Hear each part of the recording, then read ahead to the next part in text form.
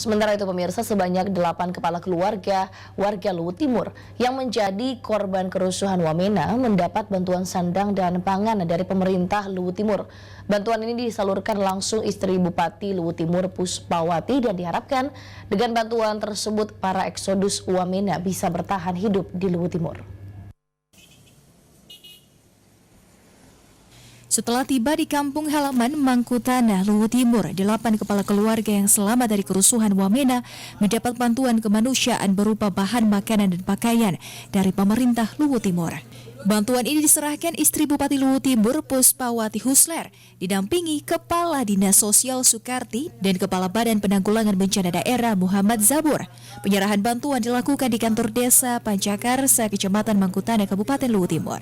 Sebelum menyerahkan bantuan, Puspawati sempat berdialog dengan para korban yang berhasil selamat dari kerusuhan tersebut. Dari dialog tersebut terungkap warga Luwu Timur ini berhasil selamat dari kerusuhan setelah diselamatkan oleh warga Biak, Papua. Kepala Dinas Sosial, Pemberdayaan Perempuan dan Perlindungan Anak Sukarti berharap bantuan ala kadarnya tersebut bisa meringankan beban para pengungsi dan kembali berjuang memulai hidup dari awal.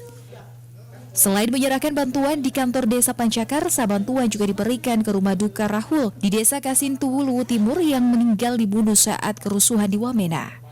Dari Kabupaten Luwu Timur, Son Abdurrahim, Selebes TV.